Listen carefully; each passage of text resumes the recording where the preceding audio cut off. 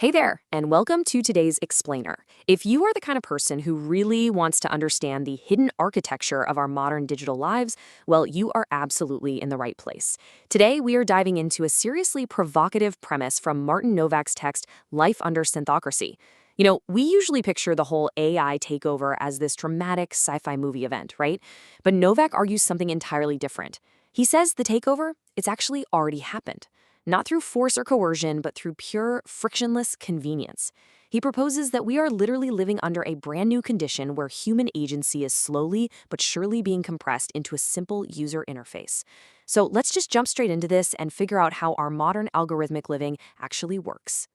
Okay, to really wrap our heads around this, let's start with the fundamental question of the entire text. Who prepared the world in which your decision appeared? Man, that question just completely shatters the whole illusion of total human autonomy, doesn't it? We all love to think of ourselves as these fierce, independent actors making totally free choices. But Novak is challenging us to peek behind the curtain here. Because long before you even arrive at the moment to make a choice, this massive ecosystem of invisible systems has already ranked, filtered, and arranged the exact options you are actually allowed to see. Yes, the choice is ultimately yours, but the menu was written by someone or something entirely different. So let's look at part one, the illusion of choice, and why you are actually still choosing. Right, we have to acknowledge our everyday reality here. You absolutely still click agree, you sign contracts, you vote in elections, and you pick what to buy at the store. There's no visible robot overlord standing right behind you physically forcing your hand. But pay attention to this wild cognitive dissonance. You are still choosing. That is the first paradox of the synthocratic age. Novak really wants us to lean into that uncomfortable feeling. See, the machine didn't steal your ability to choose. It just quietly prepared your environment. It curated your social feed. It ranked those job applicants. It filtered your daily news. It basically wraps your choice in layers of preparation, making one path feel totally effortless while making another path feel almost impossible. You are for sure still choosing, but the options you are picking from, they have already been heavily edited. Think about it this way. History has trained all of us to look for power in these big, visible, old-world symbols, right? Thrones, flags, national borders, official commands. If the powers that be wanted you to do something, they gave you a direct order. But synthocratic power, it operates completely differently. It literally changes its interface to look like everyday convenience. It shows up as your phone's default settings, or your recommended driving route, or your email spam filter. It doesn't drop down as a harsh command from above. It just arrives as the fastest, easiest, most useful option available. It governs us through smooth, absolute, frictionless convenience. Moving on to part two. Welcome to Synthocracy, where agency becomes an interface. We really need to define what this new system actually is and how our true power to act is getting so compressed. Synthocracy is essentially a decision order where humans formally govern and choose, but AI systems increasingly prepare the actual field where those choices happen. The human being is still right there at the surface of the decision. The manager still hits approve, the doctor still gives the advice, the citizen still casts the ballot. But the underlying conditions of those choices, they were arranged way before we even got to the decision point. Institutions keep humans as the final interface because, well, they still need a human face for trust and legal liability, but the actual field of action is completely synthetic. So, the absolutely crucial thing to grasp here is the massive difference between choice and agency. Choice is just selecting from visible options. Agency, though, agency is way deeper. It's actually participating in how those options are formed in the very first place.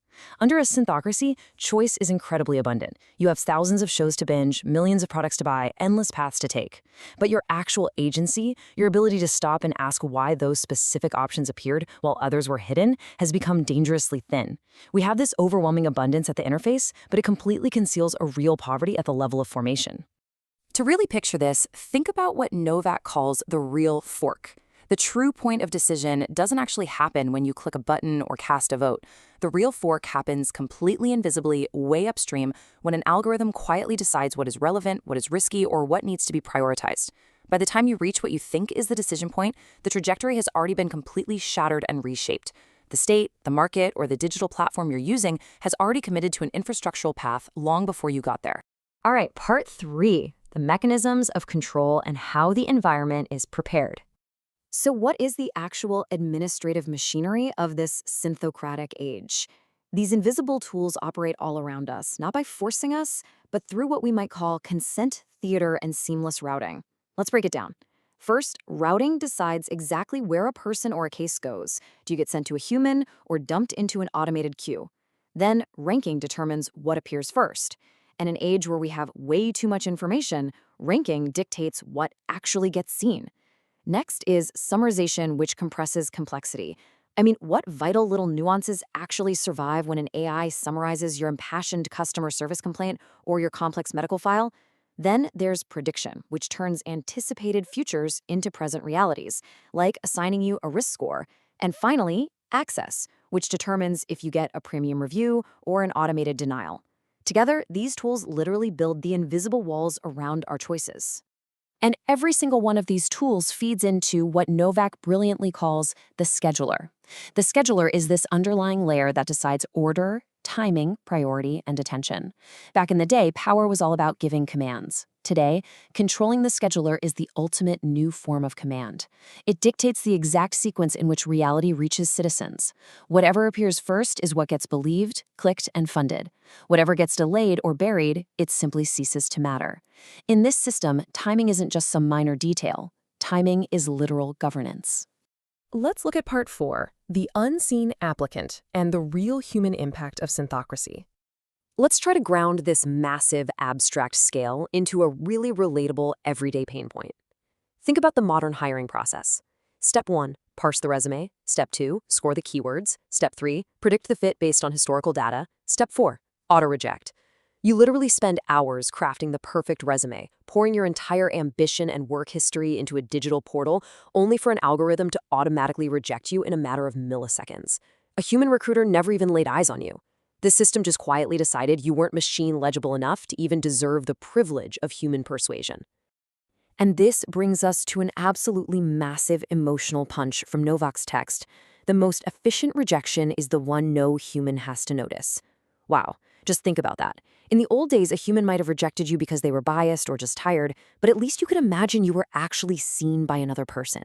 In this new system, you aren't judged and found wanting. You are quite simply never seen at all. Your hard effort vanishes into a portal. Your hope is just turned into data. Your exclusion is just another part of the system's ordinary, frictionless throughput. Naturally, this dynamic creates an entirely new social order, which is divided by what we can call access classes. Now, access class isn't just about how much money is in your bank account. It's your actual lived position inside these digital systems.